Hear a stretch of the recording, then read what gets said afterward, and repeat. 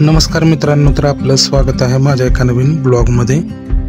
आज मी आणि कीर्ती आम्ही दोघेजण आमचं जे कुलदैवत आहे श्री दुर्गोबा प्रसन्न जे डोंगराव देवस्थान आहे त्या ठिकाणी आज आम्ही दर्शनासाठी आलेलो आहोत। आणि हे विट्यापासून एक 10 ते 12 किलोमीटर अंतरावर आहे।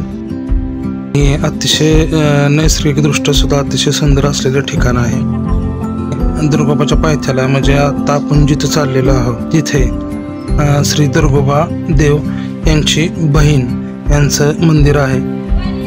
तर ते सुद्धा मंदिर अतिशय छान आहे। पूर्णपणे तलावाच्या काठी हे वसलेलं मंदिर आहे आणि ते देखावा अतिशय सुंदर आहे। मनाला एवढं प्रसन्न वाटतं इथं आल्यानंतर। आणि विशेष म्हणजे इथे आल्यानंतर परत घरी जाण्याची इच्छा होत नाही, म्हणजे इथंच थांबावं असं वाटतं। एवढं सुंदर वातावरण आहे। आता आपण देवीच्या दर्शनासाठी जाणार होतो, त्याच्या अगोदर तलावामध्ये हातपाय धुवून जावे म्हणून आम्ही तलावामध्ये हातपाय धुण्यासाठी निघालो।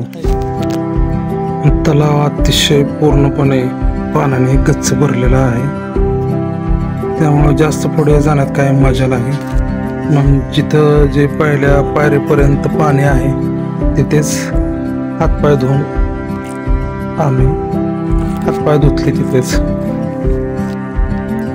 पाणी अतिशय सुंदर दिसत होतं, पूर्णपणे गच्च भरलेला तलाव, असं मन मोहून टाकणारा नेत्रदीपक असं सौंदर्य दिसत होतं। अतिशय छान वाटलं तिथे। आणि आम्ही हातपाय धुतल्यानंतर देवीच्या दर्शनासाठी निघालो। आम्ही दर्शनासाठी आलो त्यावेळेस तिथं अजिबात सुद्धा गर्दी नव्हती, म्हणजे पूर्ण रिकाम असं मंदिर होतं, त्याच्यामुळं आणखीन शांत वाटत होतं तिथं। आणि देवीची मूर्ती बघितल्यानंतर अतिशय प्रसन्न वाटले। बहुतेक देवीची पूजा चालू असावी त्यावेळेस, त्याच्यामुळं आम्ही देवीचं दर्शन आमचं अतिशय छानपणे झालं। दर्शन घेतल्यानंतर मनाला अतिशय प्रसन्न वाटले।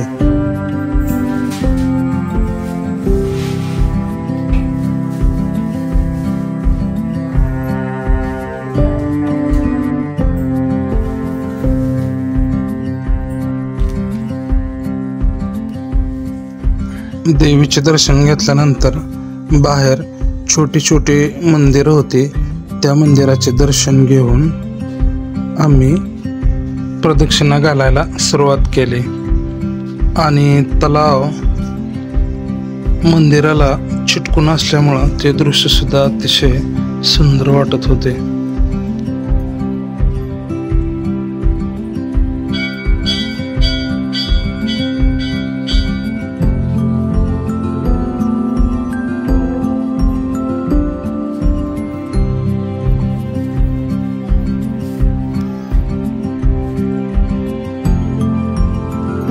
अशा प्रकारे आम्ही देवीचे दर्शन घेऊन पुढे जे डोंगरावर असलेलं दुर्गोबाचं मंदिर आहे त्या पायरीचे दर्शन घेऊन घरी निघालो।